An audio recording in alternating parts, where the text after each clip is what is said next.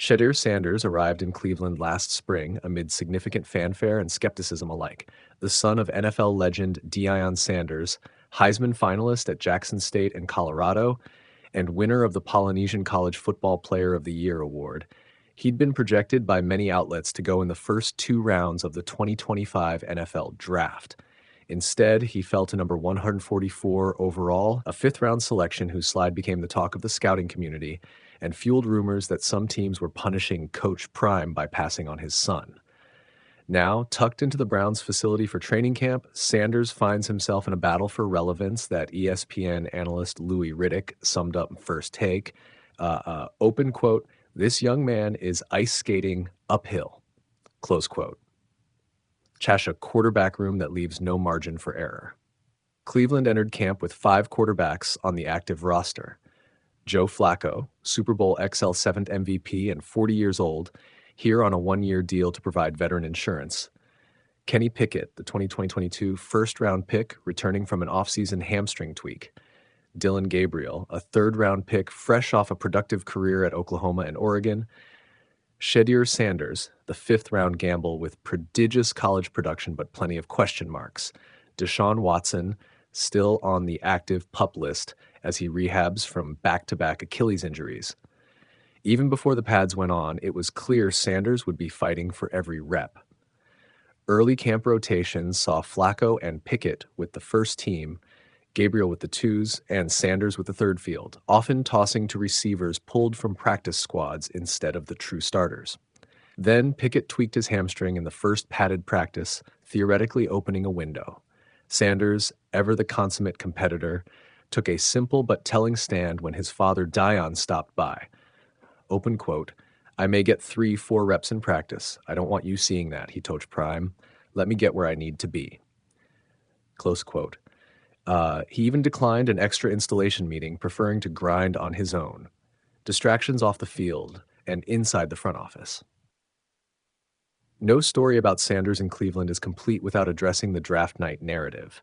Owner Jimmy Haslam publicly stated that GM Andrew Berry alone made the call to draft Sanders, deflecting any notion of family influence. That comment, coming amid the franchise's well-documented front office tensions, raised eyebrows and led to talk of mixed signals behind the scenes. Were some key decision-makers truly bought in on Sanders' pro potential, or was he a pawn in a power struggle with his famous father? Louis Riddick hinted at that undercurrent on national television. Open quote, "Do I have people that are rooting for me, that want to make this competition here really fair and equitable?" he asked, imagining Sanders' point of view. Close quote. On-field evidence. First-team defense didn't flinch. All the storyline noise quietly faded Wednesday when Sanders took live bullets from Cleveland's starting defense in 11-on-11s. Running play-action bootlegs, he baited rookie cornerback Martin Emerson Jr. out of position on a throw to the sideline for a completion. Delivered a crisp slant to Gage Larvadane over linebacker Mack Wilson's head. Recognized pressure and scrambled for yardage before dumping off to Cade McDonald in the flat deshi. He finished the period with a clean pocket presence and several throws on the money.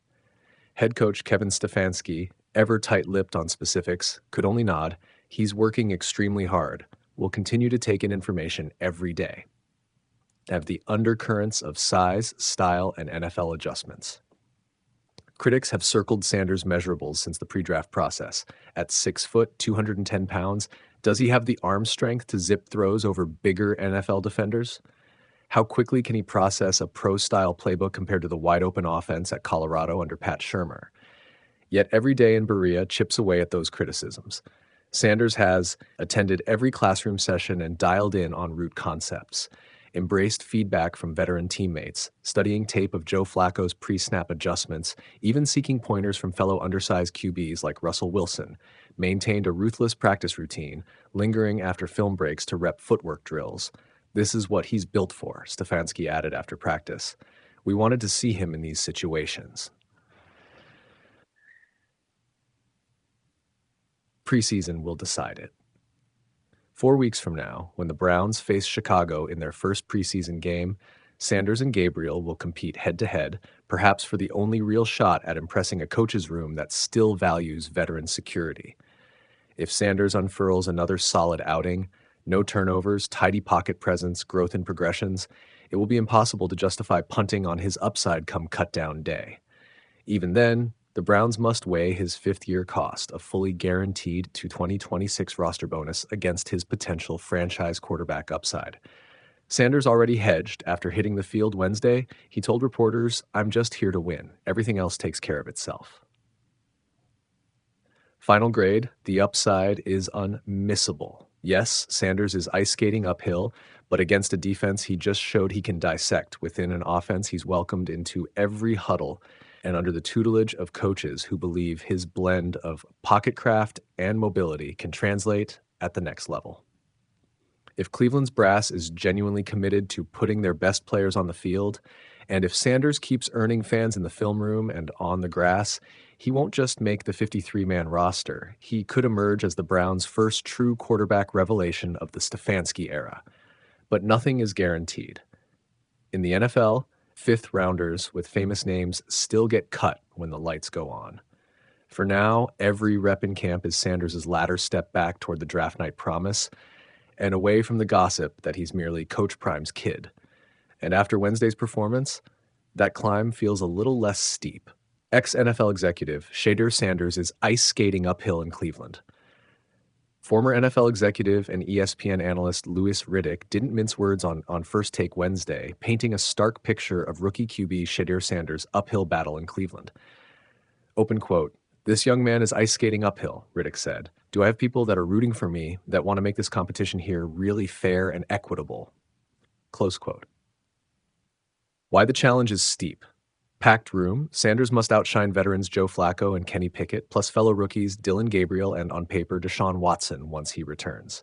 Limited reps. He's gotten few first-team snaps so far, even with Pickett sidelined by a hamstring strain. Draft day drama. Browns owner Jimmy Haslam publicly deferred the decision to draft Sanders to GM Andrew Berry, fueling doubts about organizational buy-in. How Shedeur is responding. All business. He turned down a training visit from his father, Deion Sanders, insisting on privacy to get where I need to be. Seizing opportunities. This week, Sanders finally went against Cleveland's first-unit defense, an essential audition in front of coaches and scouts. What comes next? Preseason showcase. His path to Cleveland's 53-man roster hinges on reps and performance in the next 2 preseason games. Earning trust, consistency under center, and command of the play-action offense will be key to overcoming the uphill narrative. Sanders' climb in Berea is daunting, but the former Colorado star believes he's up for the challenge. As Riddick noted, "Is it a fair fight? And only time and game tape will tell if the Browns feel the same."